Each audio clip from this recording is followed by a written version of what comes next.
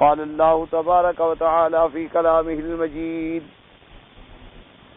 أعوذ بالله من الشيطان الرجيم، بسم الله الرحمن الرحيم.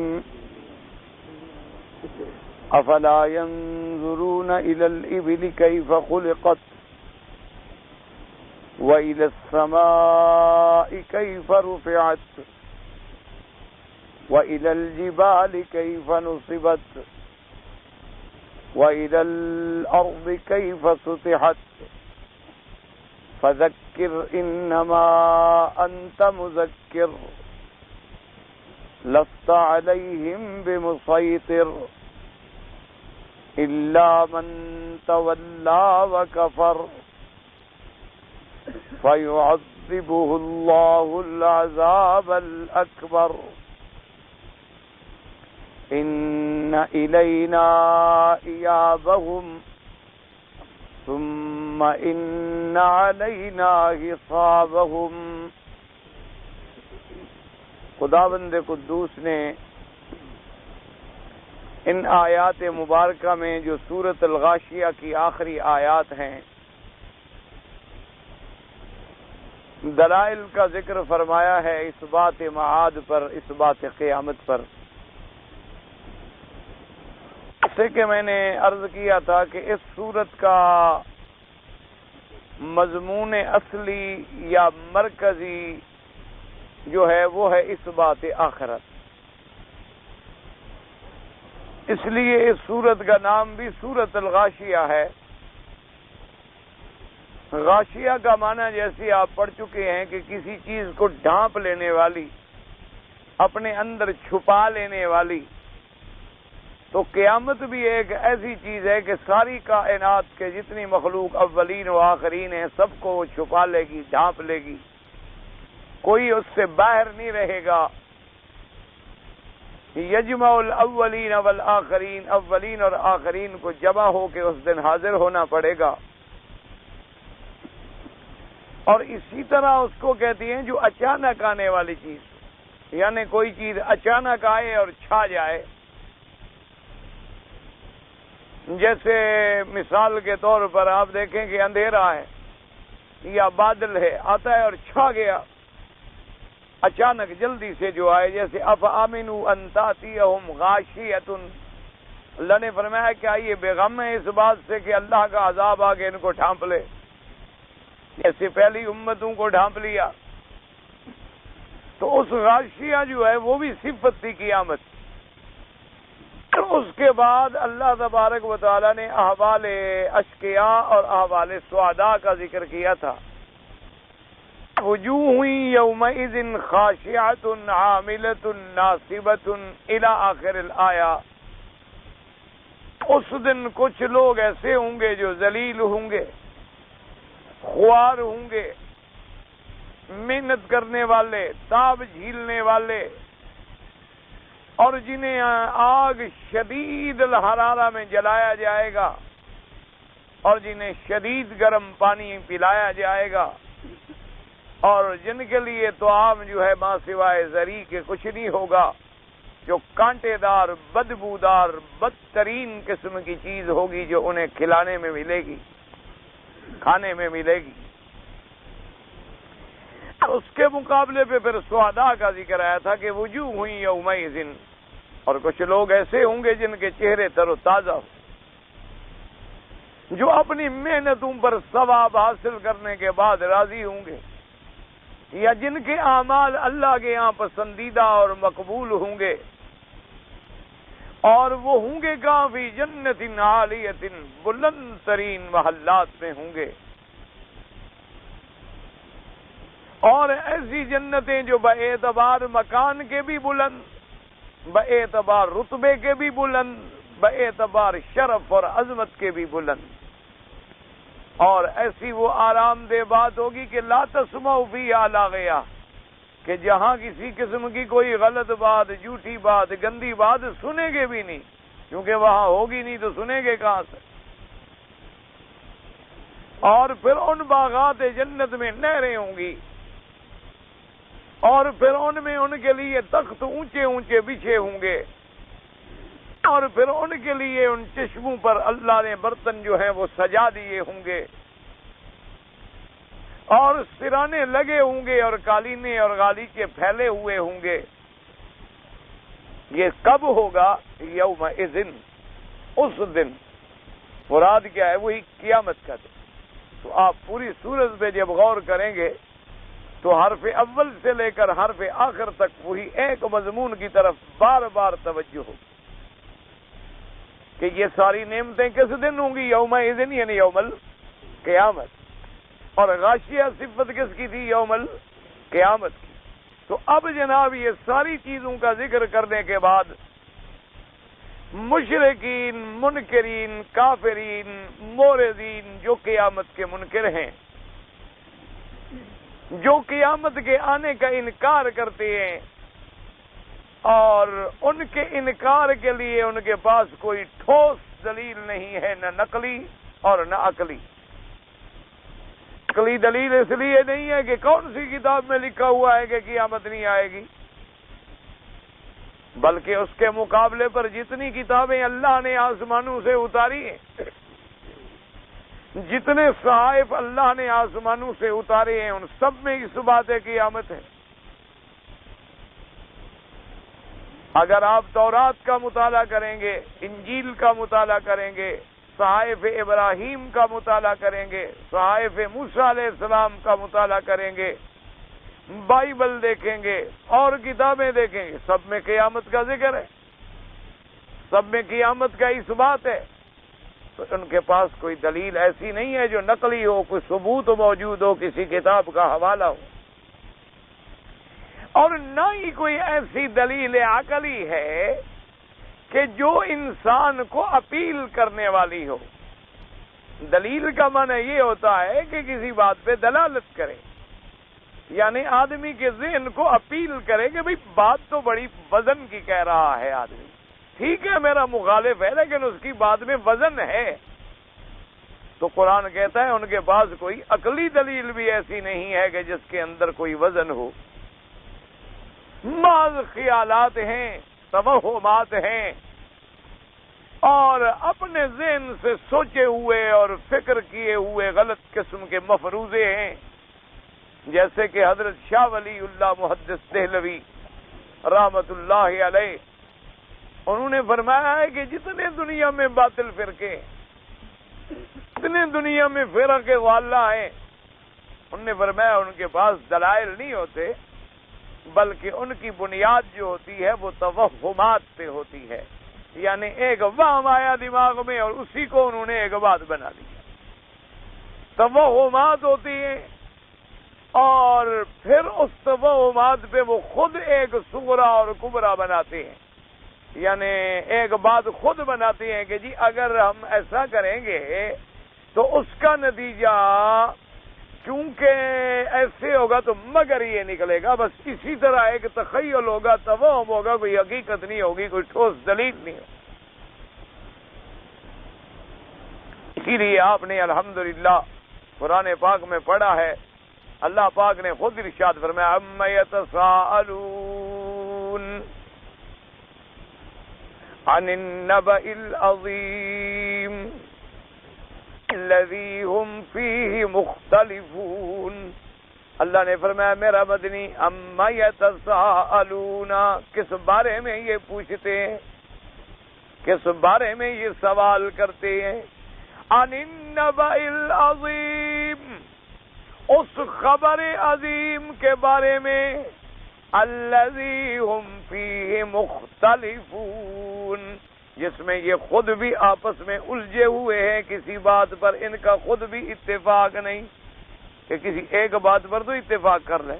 یہودی کچھ کہتے ہیں، نصرانی کچھ کہتی ہیں، مشرکین مکہ جو ہیں وہ کچھ کہتی ہیں، لیکن کبھی تو یہودی کہتی ہیں کہ جی ٹھیک ہے قیامت تو ہوگی بہرحال اور وہاں عذاب ثواب بھی ہوگا، لیکن ہمیں عذاب نہیں ہوگا، اور لوگوں کو عذاب ہوگا لیکن جتنے یہودی ہیں ان کو نہیں ہوگا۔ ان کو کیوں نہیں ہوگا؟ کہتے ہیں نحن ابناء اللہ و احباؤ، ہم تو خدا کے بیٹے ہیں، ہم تو خدا کے بیٹے ہیں، خدا کے محبوب ہیں، اس کے پسندیدہ لوگ ہیں، عزیر علیہ السلام کو اللہ کا ہم بیٹا مانتے ہیں، اللہ کے بیٹے سے ہماری دوستی ہے، تو گویا ہم بھی تو بیٹے بن گئے، اور پھر اس کے بعد ہم اللہ کے بڑے محبوب ہیں، اللہ نے فضلناہم علی العالمین، پوری دنیا پہ ہمیں فضیلت دی ہے۔ پھر اللہ تبارک و تعالی نے کوئی دنیا میں ایسی قوم نہیں جس کے لیے آسمانوں سے حلوے اور بٹیرے اتارے ہوں۔ نزلنا علیکم المن والسلوى، من اور سلوہ جو ہے وہ ہمارے لیے اتارا گیا، اور کوئی ایسی قوم نہیں گزری ہے کہ جن کے لیے دریا کے پانی میں پلیں بن جائیں اور راستے بن جائیں، وہ ہمارے لیے بنے، تو اس لیے ہمیں تو عذاب وذاب نہیں ہوگا۔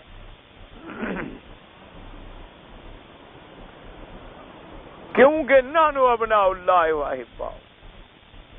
اور پھر کبھی کہتے کہ نہیں، بات یہ ہے کہ عذاب تو خیر ہوگا، عذاب تو ہوگا، لیکن لن تمسن النار الا ایاما معدودہ، کہ وہ جتنے دن ہماری قوم نے بچھڑے کی عبادت کی تھی نا، وہ گائے کے بچھڑے کی، بس اتنے دن ہمیں اللہ جہنم میں ڈالیں گے۔ اور وہ کہتے تھے کہ سارے 10-11 دن بنتے ہیں، موسیٰ علیہ السلام آئے تو پھر اس کے بعد تو مسئلہ صاف ہو گیا۔ تو جتنے دن ہماری قوم نے اس گائے کے بچڑے کی عبادت کی تھی اور اس کو خدا بنا لیا تھا اور اس کے ارد گرد رقص کرتے تھے اور جناب کودتے تھے اور عبادتیں کرتے تھے، اس لیے حضرت امام ابو بکر طرطوشی رحمت اللہ علیہ، اس سے کسی آدمی نے سوال پوچھا، استفتاء پوچھا، فتویٰ طلب کیا۔ اس نے کہا کہ ہمارے ملک میں کچھ لوگ ہیں کہ اللہ کا ذکر کرتے ہیں اور حضور صلی اللہ علیہ وسلم پر صلاۃ و سلام بھی پڑھتے ہیں، لیکن وہ پڑھتے اس انداز میں ہیں کہ رقص کرتے ہیں اور جھومتے ہیں، اور پھر ایک آدمی ہوتا ہے وہ طبل لے لیتا ہے بڑا، یعنی جسے آپ ڈھول کہتے ہیں، عربی میں طبل کہتے ہیں، اور اس پہ وہ لکڑی مارتا ہے اور وہ بجاتا ہے اور وہ اس پہ صلاۃ و سلام پڑھتے ہیں اور ناچتے ہیں، اور بعض ان کے جو ہیں وہ کودتے کودتے رقص کرتے کرتے بے ہوش ہو کے گر جاتا ہے، تو جب اس کو وجد آ جاتا ہے، حال آتا ہے، گر جاتا ہے، تو لوگ بھی اس کو چومتے ہیں کہ بھی یہ تو پہنچ گیا، ہم پیچھے رہ گئے۔ حضرت امام ابو بکر طرطوشی رحمت اللہ علیہ سے کسی نے مسئلہ پوچھا کہ ہمارے ملک میں ایک رواج کہ لوگ جو ہے ایسے مجلس بناتے ہیں، اس میں کرتے اللہ کا ذکر ہے، کرتے حضور صلی اللہ علیہ وعلی آلہ واصحابہ وسلم کا تسلیما کثیرا کثیرا کا ذکر ہے، صلاۃ و سلام بھی پڑھتے ہیں، لیکن رقص کرتے ہیں، اور اس کے بعد یہ ہے کہ ڈھول پیٹتے ہیں، اور اس کے بعد رقص کرتے کرتے ان میں جو آدمی بالکل بے ہوش ہو جاتا ہے، گر جاتا ہے، اور اس کو کوئی ہوش نہیں رہتا، تو پھر اس کو جا کے چومتے ہیں اور چاٹتے ہیں اور کہتے ہیں جی ماشاءاللہ یہ تو منزل مقصود پہ پہنچ گیا، اور پھر اس کے بعد جمع ہوتے ہیں، کھانا کھاتے ہیں، دعا کرتے ہیں اور چلے جاتے ہیں۔ تو شریعت میں آپ کیا فرماتے ہیں اس مسئلے کے بارے میں؟ تو حضرت رحمت اللہ علیہ نے جو جواب لکھا تو اس میں لکھا کہ یاد رکھو، سب سے پہلے عبادت میں رقص جو ہے وہ بنو اسرائیل نے شروع کیا تھا، کہ جب سامری نے عجل بنایا تھا بچڑا سونے کا اور کہا کہ یہ تمہارا خدا ہے، تو اس خدا کے باہر وہ رقص کرتے تھے اور ڈھول پیٹتے تھے اور آوازیں کرتے تھے۔ یہ سب سے پہلا رقص جو ہے ان کافروں نے کیا تھا، جن لوگوں نے اللہ کی عبادت چھوڑ کر اس گائے کے بچڑے کی عبادت شروع کی، اور انہوں نے فرمایا کہ باقی رہ گیا ہے ڈھول بجانا۔ اس کی ابتدا جو ہے سب سے پہلے زنادقہ نے کی تھی، جو زندیق تھے اسلام سے نکلے ہوئے، انہوں نے مسلمانوں کو الجھانے کے لیے ایک طریقہ بنایا تھا کہ ڈھول پیٹا کرتے تھے۔ تو انہوں نے کہا کہ اس قسم کا ذکر کرنا جو ہے یہ اللہ کے قرآن کے بھی اور سنت حبیب محمد مصطفیٰ کے بھی خلاف، اس لیے کہ قرآن کہتا ہے کہ وَاذْكُرْ رَبَّكَ فِي نَفْسِكَ، اپنے اللہ کی یاد جو ہے اپنے دل میں کرو۔ قرآن کہتا ہے ادعوا ربکم تضرعا وخفیہ، اپنے رب کو عاجزی کے ساتھ اور آہستگی کے ساتھ پکارو۔ اور صحابہ کی مجلس جو ہے جو سب سے پیاری سب سے محترم مجلس تھی، وہ کہتے ہیں جب ہم آقا کی خدمت میں بیٹھتے تھے کأنما علی رؤوسنا الطیر، گویا کہ ہمارے سروں پہ پرندے بیٹھے ہیں، ہم ایسے بیٹھتے تھے کہ ہلتے نہیں تھے، بالکل گویا کہ سانس نہیں نکلتی تھی ادب سے حضور کے سامنے۔ تو انہوں نے کہا کہ ادب کا تقاضا یہ ہوتا ہے، ادب کا تقاضا کوئی رقص کرنا اور ڈھول بجانا اور جلوس نکالنا تو نہیں ہوتا. ادب کا تقاضا تو یہ ہے کہ جہاں حضور کا ذکر آئے، جہاں حضور پاک کی حدیث مبارک پڑھی جائے، جہاں حضور پاک کی سیرت کا ذکر ہو، آدمی اتنی با ادب بیٹھا ہو، اتنی خشوع اور خضوع کے ساتھ بیٹھا ہو کہ گویا اس کے سر پہ پرندہ بیٹھے جائے تو پرندہ یہ سمجھے یہ مردہ ہے، کوئی زندہ آدمی نہیں ہے. اگر زندہ ہوتا تو کوئی تو حرکت کرتا نا. اس لیے صحابہ کہتے ہیں ہم تو ایسے بیٹھتے تھے کہ گویا ہمارے اندر کوئی زندگی بھی نہیں ہو، کوئی سانس بھی نہیں.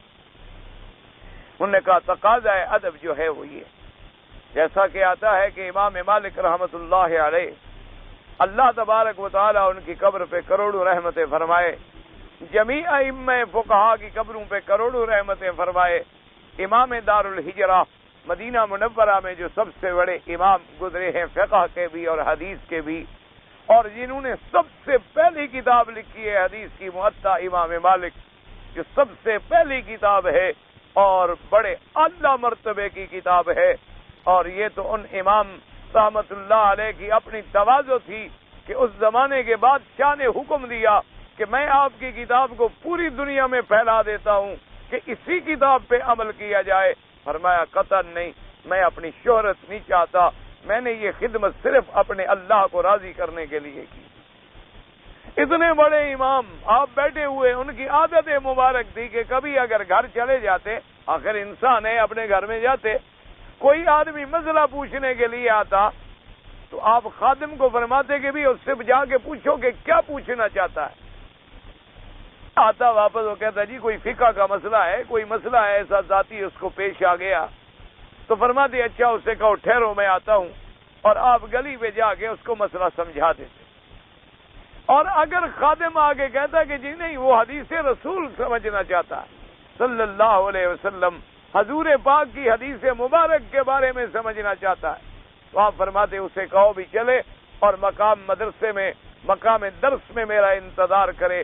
حضرت آپ خوشبو لگاتے، کپڑے پہنتے، پگڑی مبارک سر پہ رکھتے اور آ کے اپنی مسند درس پہ بیٹھتے اور اسے کہتے بھی اب پوچھو کون سی حدیث پاک پوچھنی ہے، کیونکہ حضور کی حدیث بتانی ہے، اس کے لیے ادب کا ہونا بڑا ضروری. اس لیے اتنی احترام، یہ مقام عشق تھا. حتیٰ کہ امام مالک رحمت اللہ علیہ کے بارے میں یہ روایت بھی آتی ہے کہ مدینہ منورہ میں آپ سواری پر سوار نہیں ہوتے. لوگ کہتے بس مجھے ادب آتا ہے اس مقام پر سوار ہونے میں، اس لیے مناسب ہے کہ میں پیدل چلتا ہوں. ادب کا تقاضا یہی ہے، یہ مقام عشق تھا. اور اسی طرح روایت میں آتا ہے کہ آپ حدیث پاک پڑھا رہے ہیں اور آپ کے چہرے پہ ایک رنگ آتا ہے اور ایک رنگ چلا جاتا ہے، چہرہ تبدیل ہو رہا ہے. شاگرد بیٹھے ہوئے دیکھ رہے ہیں کہ خدا جانے حضرت کو کیا تکلیف ہے کہ فوراً ضبط کرتے ہیں پھر ٹھیک ہو جاتی ہے. جب درس ختم فرمایا تو طلبہ سے کہا کہ بھی میرا پشت پر کپڑا اٹھا کے دیکھو، معلوم ہوتا ہے کسی چیز نے کاٹا ہے. تو انہوں نے جب دیکھا تو بچھو 7 ڈنک مار چکا تھا. تو انہوں نے پھر بچھو کو مار دیا اور نے کہا حضرت آپ نے کمال کر دیا، یہ تو شریعت میں بھی حکم موجود ہے کہ موذی کو مارا جائے، تو اگر آپ فرما دیتے میں حضور کا نام لے رہا تھا، ادب کا تقاضا نہیں تھا کہ میں ہی لوں. اس لیے میں نے سمجھا زیادہ سے زیادہ اللہ نے موت لکھی ہے تو موت آ جائے گی، لیکن میں حدیث پاک کا بے ادب نہ بنوں. جب حدیث پاک میں پڑھا رہا ہوں، جب حضور پاک کی حدیث مبارک میری زبان پر ہے، تو مقام عشق یہ نہیں ہوتا کہ آدمی ڈھول بجائے، آدمی جناب اپنے بینڈ باجے والے آگے رکھے اور آدمی جناب بڑے بڑے جلوس نکال لے، اور اسی جلوس کی نظر میں یعنی ظہر سے پہلے جو جلوس نکلے، ظہر کی نماز ختم، عصر کی نماز ختم، مغرب کی نماز ختم، اور جلوس کیا ہے؟ محمد عربی کی سیرت کا جلوس. انا للہ و انا الیہ راجعون. یعنی چلو چند مولوی نماز پڑھ لیتے ہوں گے، میں ان پہ اعتراض نہیں کرتا، لیکن جو ہزاروں لوگ جلوس میں ہوتے ہیں کہاں وضو کرتے ہیں؟ سڑکوں پر. کہاں وہ نمازیں ادا کرتے ہیں؟ تو ان لوگوں کی نماز کے ترک کرنے کا، ان لوگوں کے نماز کے چھڑانے کا ذریعہ کون بنے ہم؟ اور پھر جلوس کی قیادت کے لیے مثال کے طور پر ایک آدمی کو گھوڑے پہ بٹھایا جاتا ہے، وہ قیادت کرتا ہے اس جلوس کی، اور نام کیا ہے؟ حضور کا جلوس. انا للہ و انا الیہ راجعون. ہمارا تو یہ عقیدہ ہے کہ تمام انبیاء 1,24,000 नबी भी मेरे मदनी का मुकाबला नहीं कर सकता। कौन हजूर पाक सल्लल्लाहु अलैहि वसल्लम का तकाबुल कर सकता है। इसलिए हमेशा याद रखें। तो उन्होंने फरमाया कि ये रक्स जो है ये सबसे पहले बनु इसराइल ने किया था। ये रक्स जो है सबसे पहले उन उब्बादल अजल ने किया था। और ये ढोल बजाना और ये जनाब ढोल की आवाज पे जिक्र करना और ज़र्ब लगाना और ये करना, उन्होंने फरमाया ये सबसे पहले ज़नादिका ने ईजाद किया था। इसका इस्लाम से कोई ताल्लुक नहीं। तो वो कहती हैं जनाब हमें अगर अजाब भी होगा ना क़यामत में, लन तमस्सन अन्नारु इल्ला अय्यामम मादूदा, बस चंद दिन वही जो इबादत में गुजरे थे उसके बाद बस जन्नत ही जन्नत। यानी पहले तो कहते हैं अजाब होगा नहीं, फिर कहते हैं अगर होगा तो बस सिर्फ वही चंद दिन होगा। अल्लाह ने फरमाया कुल फलिमा युअज़्ज़िबकुम बिज़ुनूबिकुम, अल्लाह ने फरमाया तुम्हें तुम्हारे गुनाहों की सजा हम क्यों नहीं देंगे। तुम कोई आसमानी जिन्स हो, हल अंतुम इल्ला बशर, तुम भी तो बंदे हो, इंसान हो, और क्या हो। तुम अगर गुनाह करोगे तो तुम्हें गुनाहों की हम सजा देंगे, अगर अच्छाई करोगे तो अच्छाई का हम तुम्हें सिला देंगे, तुम्हें ऊंचा मर्तबा देंगे, दर्जात आलिया देंगे। तो लिहाजा इन दो का ये आलम है क़यामत के बारे में। और इसी तरह नसरानियों का अकीदा देखें, वो भी ये कहती हैं कि ईसा अलैहिस्सलाम जो है वो अल्लाह का बेटा, और हम ईसा अलैहिस्सलाम को मानते हैं। हत्ता कि जिस सलीब पर, जिस फांसी पर हजरत ईसा अलैहिस्सलाम को लटकाया गया था, आज तक हम उस सलीब को अपने गले में लटकाते हैं याद के लिए। हत्ता कि उनके घरों पर भी सलीब की अलामात होती हैं, उनके लिबास पे भी सलीब की अलामात होती है, उनके गले में ये जो टाई है या ये और कोई स्कार्फ वगैरह बांधते हैं, ये सब उस टाई की अलामा यानी उस फांसी की अलामात हैं। उसको ये अपना हर वक्त यानी गोया याद करती हैं ईसा अलैहिस्सलाम के उस मकाम को कि जब उन्हें फांसी दी गई। तो कहते हैं जी हमारी तो अब अल्लाह के बेटे से नऊज़ बिल्लाह बनती है। तो जिसकी किसी सदर के बेटे से बनती हो, वजीर के बेटे से बनती है, उसके काम भी हो जाती है। हमारी तो अल्लाह के बेटे से है, सीधी साथ तुम्हारा उनके साथ अकीदत है। और सारे मामलात जो हैं वो, और फिर अकीदा ये है नऊज़ बिल्लाह, वो कहते हैं हम दुनिया में जितनी गुनाह करें हमारी सजा ईसा अलैहिस्सलाम ने भुगत ली। वो कहती हैं जब उनको फांसी पे लटकाया गया तो वो फांसी पे चढ़ के अपनी उम्मत की तरफ से खुद सजा भुगत गए। यानी गुनाह हम करें और सजा नबी भुगते। लेकिन अकीदा देखो ना कैसा अकीदा है, गुनाह जो है वो हम करें। इसीलिए उनके पादरी जो हैं आज भी उनके गिरजाओं में ये रिवाज है कि एतवार के दिन उनकी इबादत का दिन होता है, क्योंकि उनको पता है कि 7 दिन तो किसी ने आना नहीं, ये छुट्टी का दिन है, चलो इस दिन कोई बेवकूफ भूला भटका आ जाएगा, फंस जाएगा।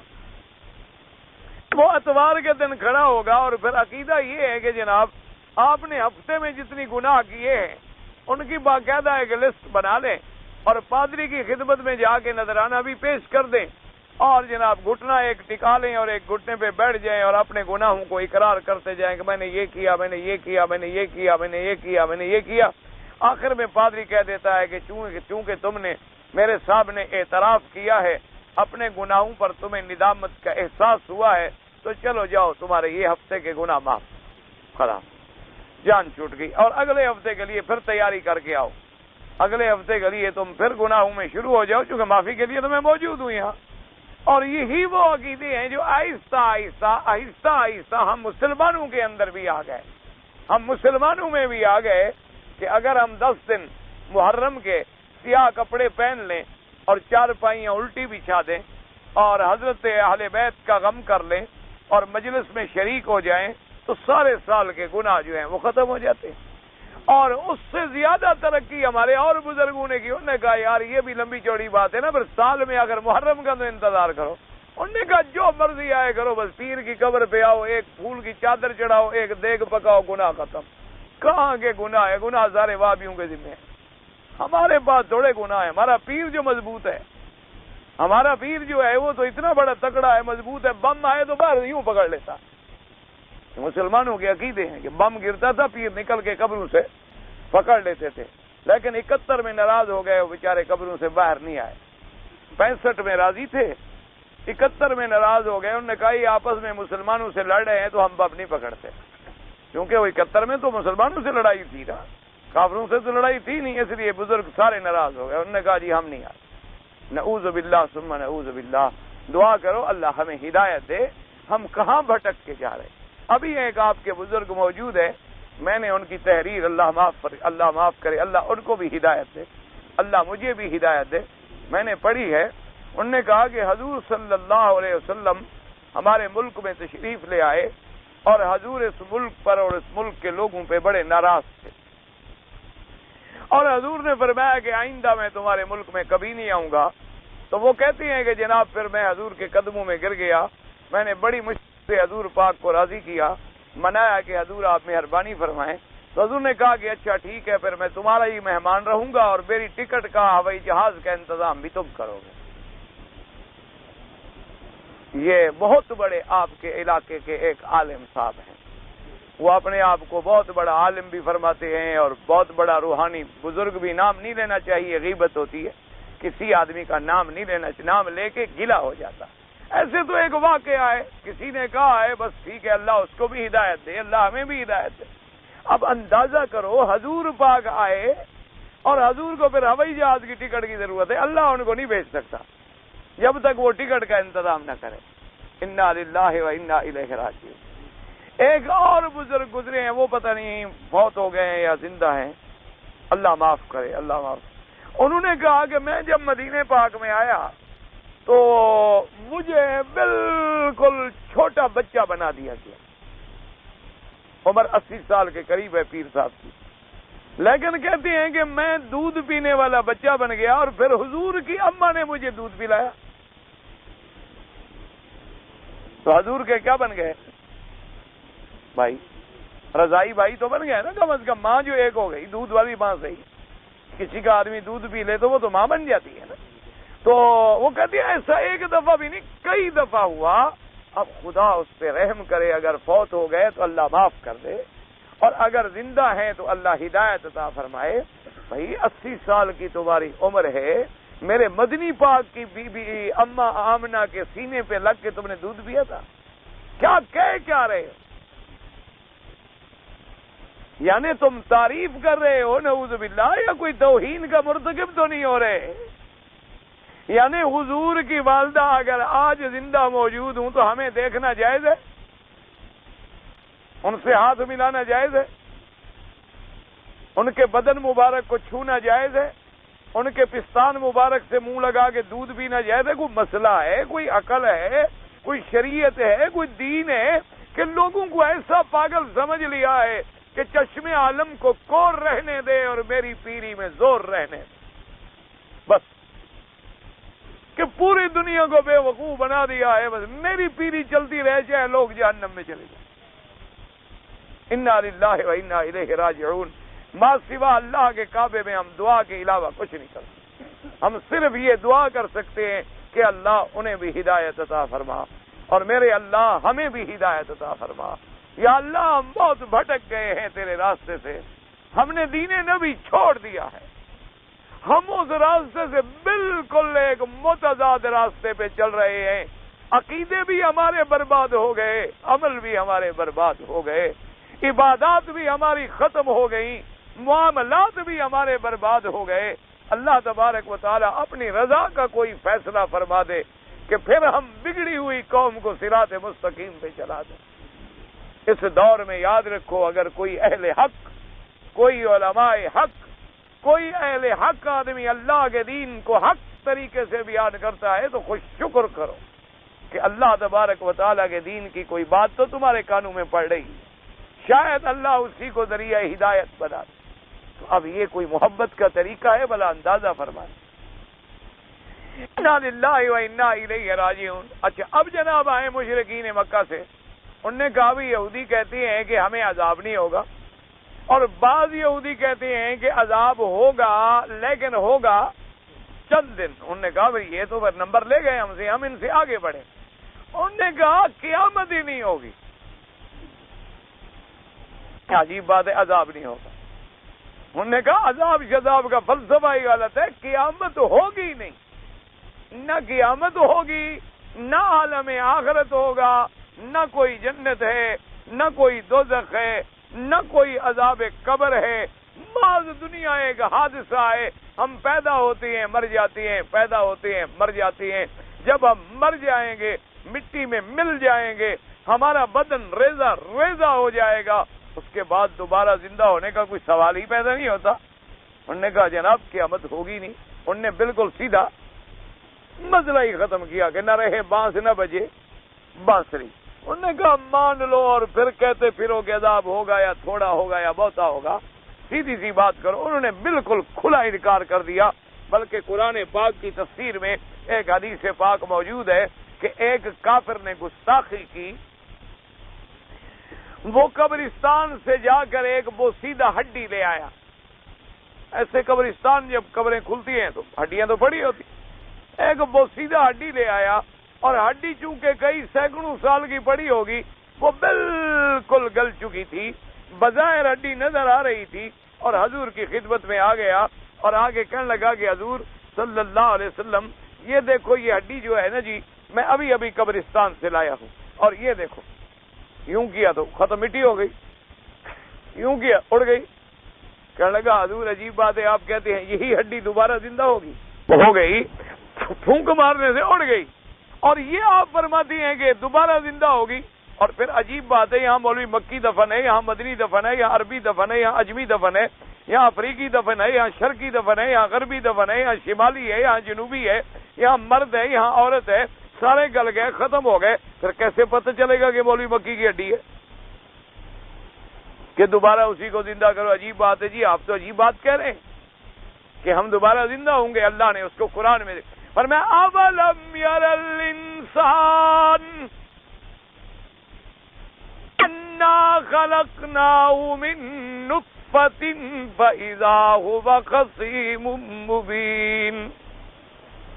اللہ نے فرمایا میرا مدنی سردار، کیا آپ نہیں دیکھتے اس بدبخت انسان کو جس کو میں نے ایک گندے پانی کے قطرے سے پیدا کی کے انسان بنا دیا، جس کو میں نے ایک نطفہ منی سے پیدا کیا اور اس کی والدہ کے حیض کا خون اس کی غذا بنایا، اور پھر اس کو زندہ انسان کی شکل میں لا کے میں نے اس دنیا میں کھڑا کر دیا۔ اب جب بندہ بن کے بولنے لگا تو پھر میرے ساتھ جھگڑے کرتا ہے۔ فرمایا میرا مدنی دیکھو تو صحیح اس انسان کو، اس بدبخت انسان کو کہ پیدا بھی ہم نے کیا۔ فَإِذَا هُوَ خَصِيمٌ مُبِينٌ، اب یہ جھگڑا لو، اب یہ کھلے جھگڑے کرتا ہے۔ وَضَرَبَ لَنَا مَثَلًا وَنَسِيَ خَلْقَهُ، اللہ نے فرمایا میرا مدنی یہ آپ کے سامنے اپنے خدا کو مثالیں دکھاتا ہے، نبی کو مثالیں دیتا ہے کہ دیکھو مٹی گل گئی، ہڈی گل گئی، اور یہ کیسے پیدا ہوگی۔ اللہ نے فرمایا اس بدبخت کو پوچھو کہ تو کیسے پیدا ہوا، تو اپنی پیدائش کیسے بھول گیا؟ اگر میں تمہیں ایک پانی کے بوند کے قطرے سے پیدا کرنے پہ قادر ہوں تو پھر اس مٹی سے بنانے پہ بھی قادر ہوں۔ اس لیے قرآن کہتا ہے ضرب لنا مثلا، اب وہ ہمارے آگے مثالیں دیتا ہے۔ وَنَسِيَ خَلْقَهُ، اپنی پیدائش کو بھول گیا۔ قَالَ مَن يُحْيِي الْعِظَامَ، کہتا ہے کون اس ہڈیوں کو زندہ کرے گا؟ فَهِيَ رَمِيمٌ، اور جب یہ بوسیدہ ہو جائیں گی، اللہ نے فرمایا آمنہ کے لال حبیب کبریا آپ اس کو فرما دیں کہ قُلْ يُحْيِيهَا الَّذِي، اس کو وہی ذات پیدا کرے گی جس نے پہلے پیدا کیا تھا۔ کیا نے فرمایا اس کو بھی تو وہی ذات پیدا فرمائے گی جس نے تجھے پہلے پیدا کیا تھا۔ باقی فرمایا یہ بدبخت کہتا ہے کہ مجھے ہڈیوں کا، مجھے مٹیوں کا پتہ کیسے چلے گا کہ یہ کیا ہے، کس کی مٹی ہے؟ فرمایا اتنا بڑا جاہل ہے، یہ تو کہتا ہے ہڈی کا کیسے پتہ چلے گا؟ ہم تو اس کے جوڑ جوڑ کو دوبارہ پیدا کریں گے. جو انگلیوں پہ داغ دنیا میں تھے دوبارہ پیدا ہونے پر ان میں بھی فرق نہیں ہوگا. اللہ نے فرمایا تم تو کہتے ہو ہڈی. یہ جو ہم نے انگلیوں پہ داغ رکھے ہیں باپ کا بیٹے سے نہیں ملتا, بیٹے کا باپ سے نہیں ملتا, اور میرے ہاتھ میں جو لکیر ہے وہ پوری دنیا کے کسی انسان سے نہیں ملتی. فرمایا ان لکیروں کو بھی میں محفوظ رکھوں گا, ان میں بھی کوئی فرق نہیں آئے گا. فرمایا تم کہتی ہو کہ وہ کیسے, ہم کیسے پہچانیں گے؟ ہم اگر حکم دے دیں تو آگ پہچانتی ہے, پانی پہچانتا ہے. ہم اگر حکم دیتی ہیں آگ کو کہ خبردار میرا ابراہیم الخلیل تیرے اندر آ رہا ہے, اس پہ ٹھنڈی ہو جانا, اس کو کوئی تکلیف نہ ہو. تو اب جب حضرت ابراہیم کو آگ میں ڈالا گیا تو آگ نے پہچان لیا کہ نہیں پہچانا؟ فرمایا میں جب چاہتا ہوں تو چھری بھی پہچانتی ہے, وہ بھی اسماعیل کی گردن پہ نہیں چلتی. دمبے پہ چل جاتی ہے لیکن اسماعیل کی گردن پہ نہیں چلتی. آگ رسیوں کو جلا دیتی ہے لیکن ابراہیم کو نہیں جلاتی. سمندر کا پانی موسیٰ کو گزار دیتا ہے, فرعون کو پکڑ لیتا ہے.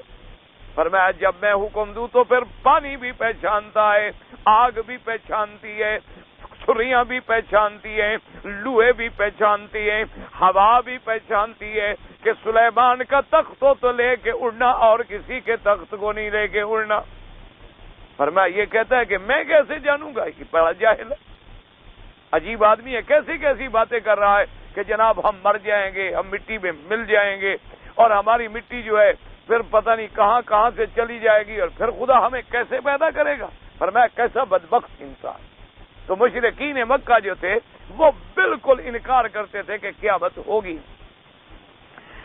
اس لیے وہ آگے بار بار قرآن کہتے ہیں, حضور کی خدمت میں آتے کہ اِنَّا لَمُبْعُوثُونَ أَوْ آبَاؤُنَا الْأَوَّلُونَ. کہتے حضور عجیب بات ہے, ہم دوبارہ اٹھائے جائیں گے اور ہمارے وہ باپ دادے پردادے کھردادے جو سارے مر گئے, سینکڑوں سال گزر گئے, وہ بھی دوبارہ اٹھیں گے. حالانکہ جاہل ہیں. اللہ نے فرمایا ان سے پہلے کتنی زمانہ گزرا, حضرت عیسیٰ علیہ السلام کا میرا پیغمبر ہے, میرا نبی ہے, لیکن میں نے ان کو معجزہ دیا کہ میرے پیغمبر جب کسی مردے پہ کھڑے ہو تو کہو قم بِإِذْنِ اللَّهِ, اللہ کے حکم سے کھڑا ہو جا تو مردہ کھڑا ہو جاتا.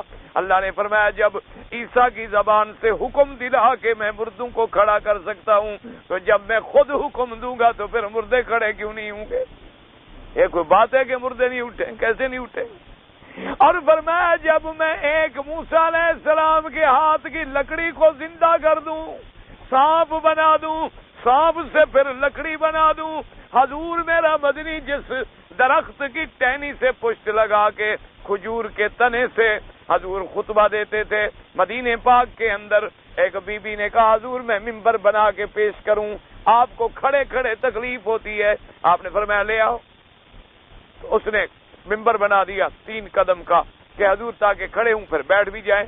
تو اب حضور اس تنے کے ساتھ نہ کھڑے ہو. صحابہ کہتے ہیں اس تنے سے رونے کی آواز شروع ہو گئی.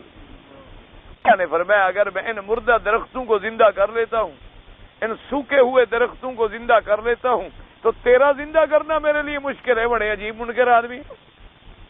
اس لیے مشرکین مکہ کا کیا اعتقاد تھا, ان ہی الا حیاتنا الدنیا نموت ونحیا وما نحن بمبعوثین.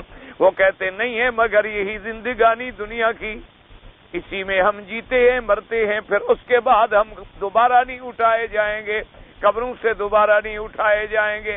تو یاد رکھو اللہ معاف فرمائے, آج بھی دنیا میں جو لوگ گناہوں میں الجھے ہیں, جو لوگ کفر میں الجھے ہیں, جو لوگ اللہ سے اعراض میں الجھے ہیں, وہ بھی دراصل آخرت کو بھولے ہوئے ہیں.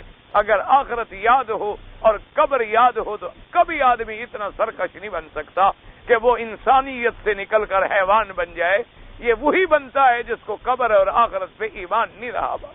اس لیے وہ مکے کے مشرکین جو تھے وہ بالکل منکر تھے. اچھا خدا کی شان دیکھو, علماء نے بڑی عجیب بات لکھی ہے. انہوں نے کہا دنیا میں خدا کے منکر بھی پیدا ہوئے, نبی کے منکر بھی پیدا ہوئے، صحابہ کے منکر بھی پیدا ہوئے، اہل بیت کے منکر بھی پیدا ہوئے، قرآن کے منکر بھی پیدا ہوئے، قیامت کے منکر بھی پیدا ہوئے، لیکن موت کا کوئی منکر نہیں ہوا، موت کا کسی نہیں ہوا۔ یہ سب کہتے ہیں کہ ہم مریں گے، یہ سب کہتے ہیں کہ ہم مر جائیں گے۔ کیوں؟ اصل بات یہ ایسی تھی کہ ڈنڈے کا کون انکار کرے؟ ڈنڈا بلا ایسی ہے نا جی، بات کا انکار ہو سکتا ہے، ڈنڈا جو مر ہو تو ڈنڈے کا انکار کون کرے؟ تو اتنی بڑی دلیل ہے نا کہ اس کا حل کسی کے پاس نہیں ہے۔ جیسے کہ ایک بہت بڑے امام گزرے ہیں تفسیر کے، وہ فرماتے ہیں ایک دن میں توحید پر آیات جمع کر رہا تھا کہ اللہ کی توحید کی یہ دلیل ہے اور یہ دلیل ہے اور یہ دلیل ہے اور یہ دلیل ہے۔ میں نے کوئی 360 قرآن کی آیتیں جمع کی۔ فرماتے ہیں پھر میرے دل میں خیال آ گیا کہ بھئی اللہ کی رحمت ہے، اللہ نے مجھے تو علم دیا کہ میں نے دلائل اتنے جمع کیے توحید پر، یہ بیچارے جو جٹ ہیں، جو جاہل ہیں، ان غریبوں کو کیا دلیل آتی ہوگی توحید کی؟ جن بیچاروں نے کبھی قاعدہ بھی نہیں پڑھا، الف با بھی نہیں پڑھی، تو ان بیچاروں کا کیا عالم ہوگا؟ کہتے ہیں میں اسی خیال میں بڑا پریشان تھا کہ یہ جاہل بیچارے جن کو علم نہیں ہے، ان کا تو اللہ کے بارے میں توحید پر بھی جو عقیدہ ہوگا، دلیل ولیل تو کوئی نہیں جانتے ہوں گے۔ تو کہتے ہیں میں جا رہا تھا، ایک آدمی اونٹوں کی رسی مہار ہاتھ میں لیے، اونٹ کھینچے ہوئے، اونٹوں پہ سامان لادے ہوئے کوئی جا رہا تھا بیچارہ۔ تو میں نے اس کو کہا السلام علیکم، وہ ٹھہر گیا۔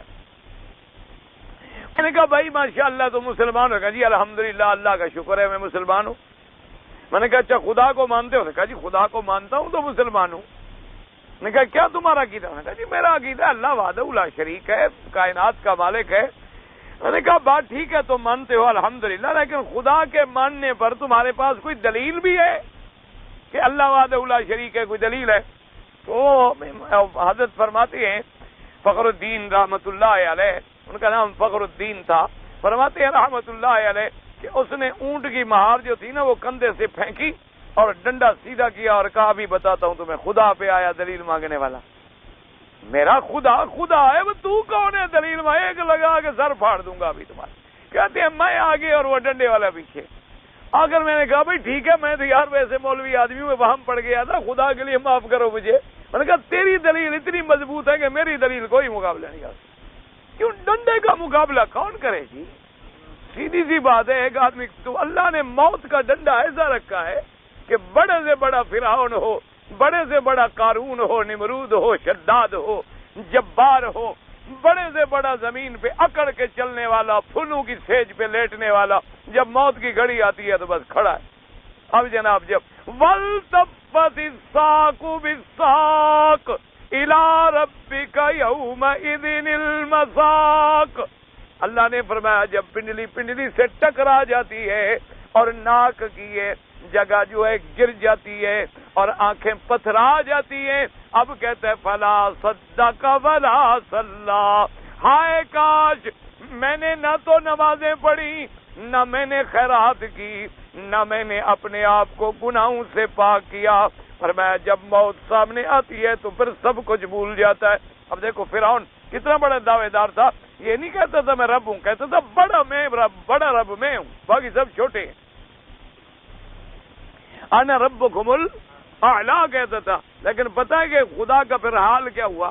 جب آئے نا جی دریا میں آئے اور ایک غوطہ لگا، صرف ایک غوطہ، تو پانی جناب گیا اندر اور حضرت گئے نیچے، اور نیچے سے پھر یوں کر جو نکلے، کہتے موسیٰ علیہ السلام مہربانی کرو آمنت برب العالمین، میں نے مان لیا میں کوئی خدا شدا نہیں، میں بالکل بے وقوف پاگل ہوں، بندہ ہوں، میں مانتا ہوں تمہارے خدا کو۔ اللہ نے فرمایا بدبخت اب مان رہے ہو، جب ماننے کا وقت گزر گیا، ماننے کا وقت گزر گیا اب مان رہے ہو۔ اور بعض روایات میں یہ بھی آتا ہے کہ جی موسیٰ علیہ السلام کو ہے روایت اسرائیلی، اللہ پاک رحمت کرے، پتہ نہیں سچی ہے یا جھوٹی ہے، کیونکہ سابقہ کتابوں کی روایات کا کوئی اعتبار نہیں ہوتا، اس لیے کہ ہمارے پاس کیا دلیل ہے ان کو جانچنے کی، ان کو پرکھنے کی، ان کی صحت کی، ما سوا جب تک کہ حضور پاک کا فرمان نہ ملے۔ تو اس لیے کہتے ہیں کہ جبریل علیہ السلام نے عرض کیا موسیٰ علیہ السلام سے کہ حضرت جب فرعون کو غوطہ لگا نا تو خدا کو پکارنے لگا تو میں نے دریا کی مٹی اٹھا کے اس کے منہ میں ڈال دی کہ غفور الرحیم ہے، پتہ نہیں معافی فرما دے۔ اس بدبخت کو تو ڈوبنا ہی چاہیے، مرنا ہی چاہیے جو خدائی کے دعوے کرتا تھا۔ تو اس لیے موت کا منکر جو ہے کوئی پیدا نہیں ہوا۔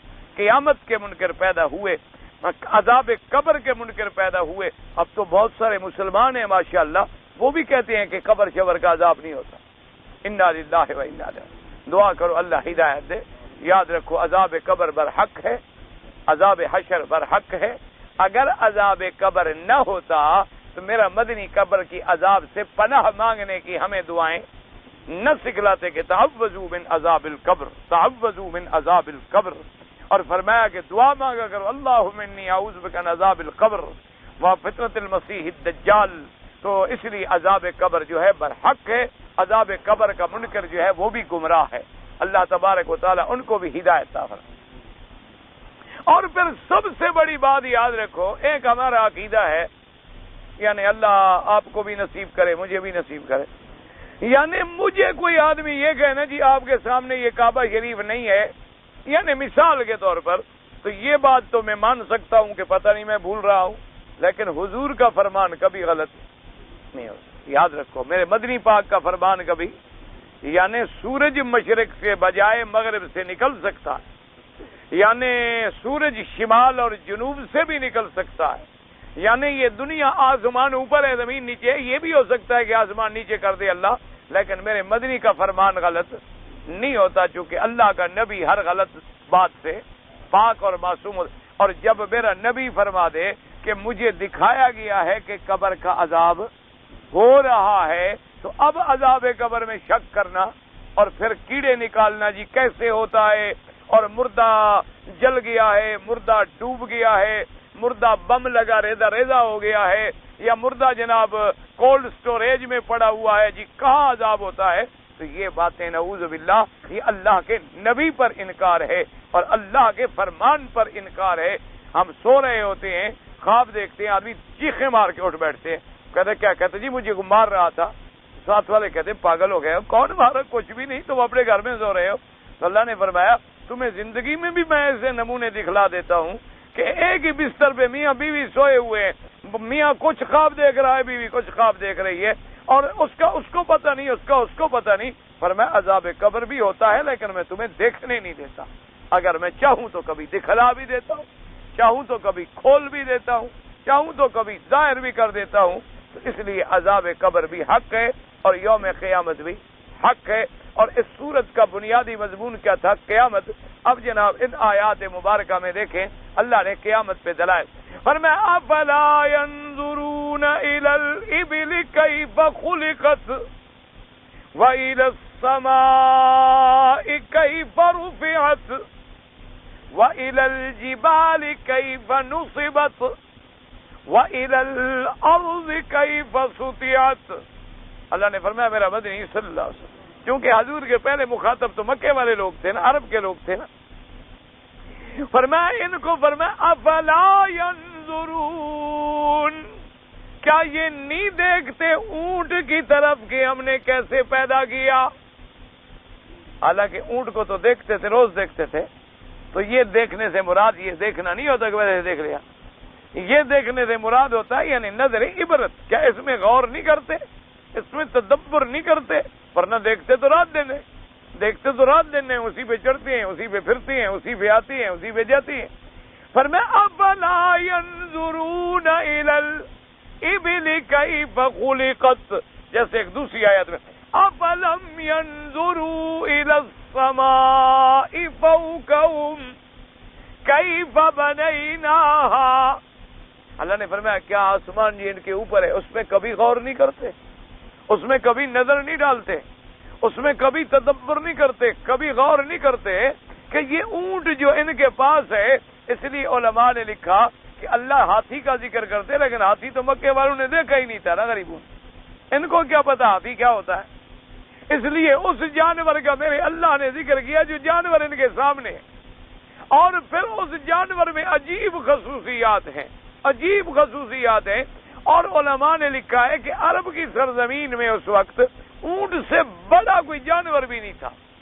سب سے بڑا ڈیل ڈول والا جسے والا جانور جو ہے وہ صرف اونٹ تھا. اچھا پھر نظام قدرت کا دیکھو، اللہ نے فرمایا کہ یہ سب سے کم پانی تھا عرب کے علاقوں میں. یہ تو اب اللہ کی رحمت ہو گئی نا. اللہ تبارک و تعالی اس حکومت کو جزائے خیر عطا فرمائے.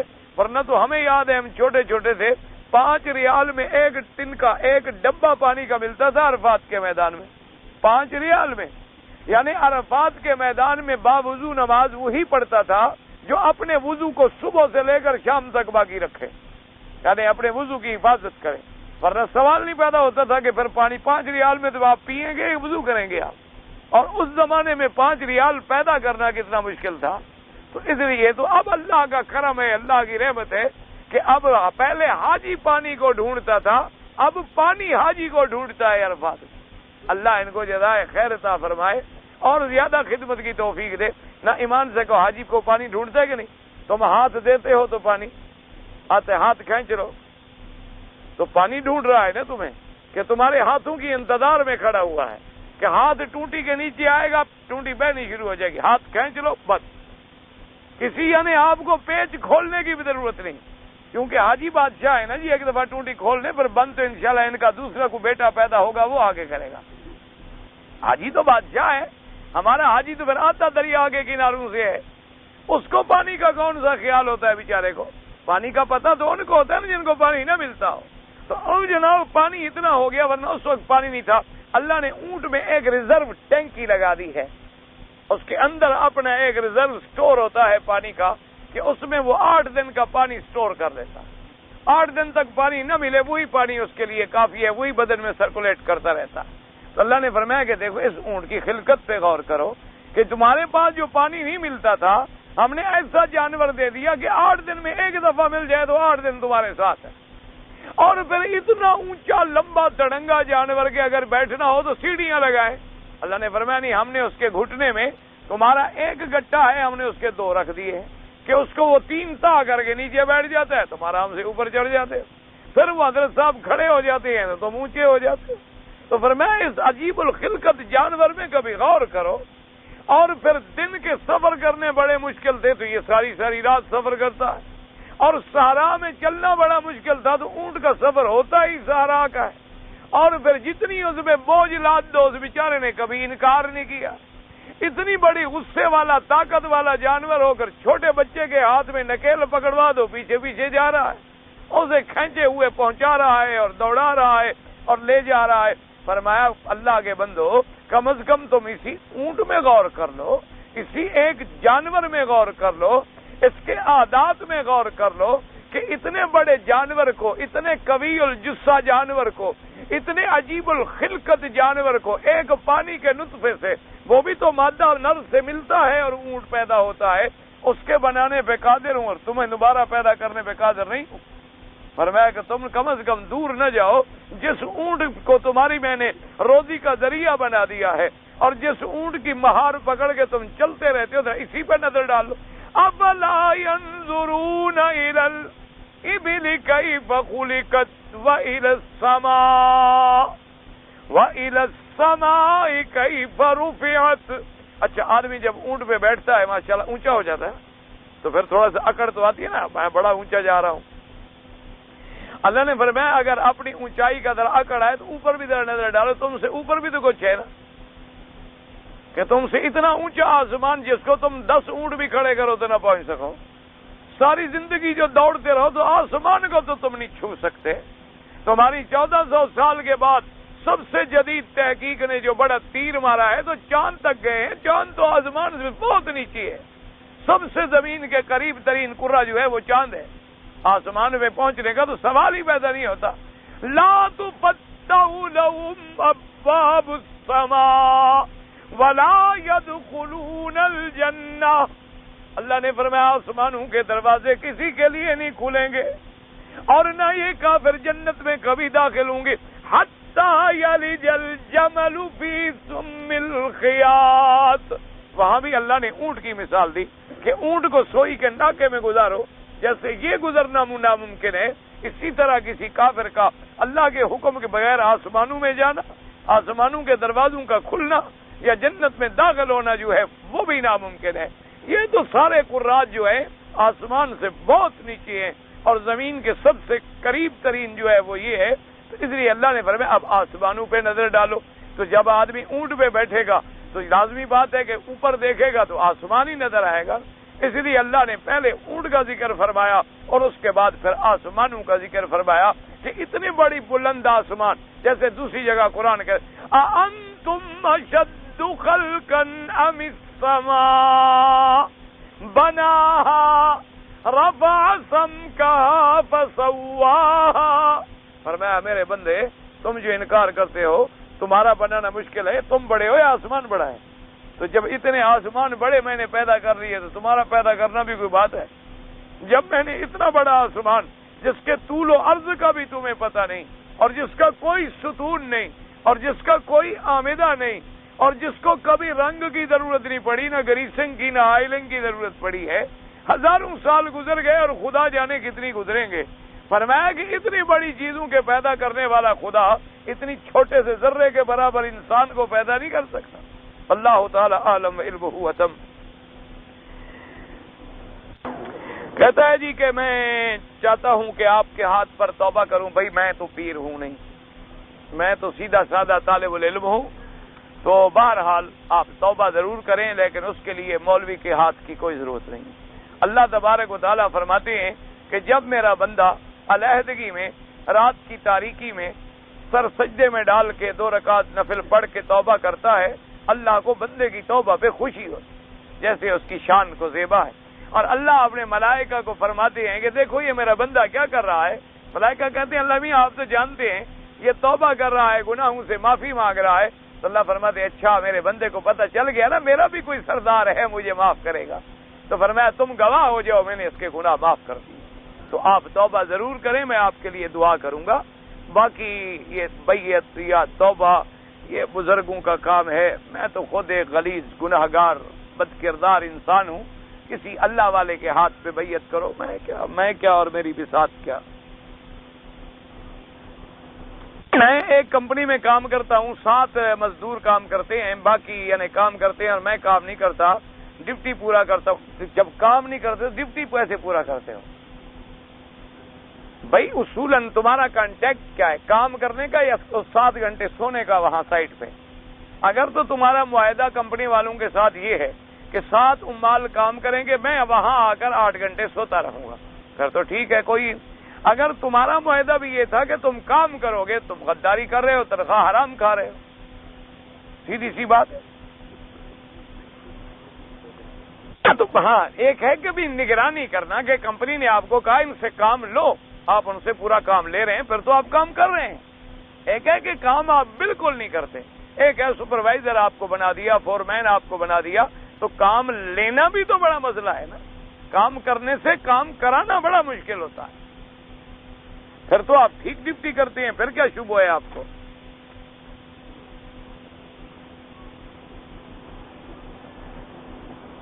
میں نے اپنی بیوی کو جبکہ وہ حیض کی حالت میں تھی بوسہ دیا، اور پھر چونکہ شہوت کا غلبہ تھا تو مجھے انزال ہو گیا، لیکن میں نے جماع نہیں کیا، کوئی گناہ نہیں۔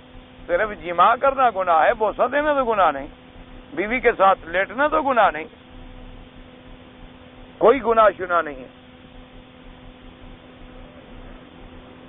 ہم جو خادم ہیں کام بھی کرتے ہیں، کبھی کبھی ہمیں چھٹی ہوتی ہے تو ہم جا کر مچھلی پکڑتے ہیں سمندر کے کنارے سے، کوئی حرج نہیں، کوئی بات نہیں۔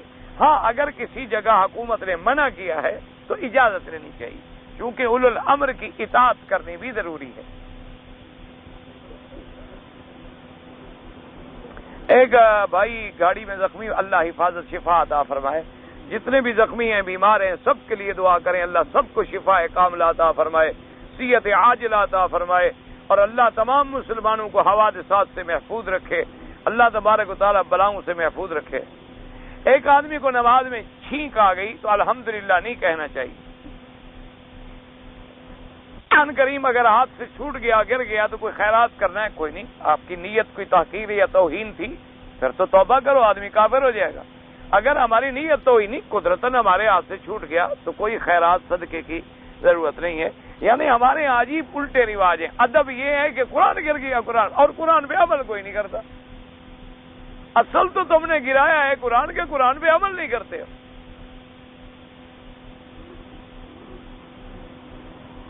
ہم لوگ ڈیوٹی پہ آئے ہوئے ہیں تو بیوی سے کتنا علیحدہ رہ سکتے ہیں؟ ابھی تم اور بیوی جانو کتنا تمہاری برداشت ہے، بھئی ایک آدمی ہوتا ہے وہ ہفتہ بھی برداشت نہیں کر سکتا، ایک آدمی سال برداشت کر لیتا، یہ تو طبائع مختلف ہیں۔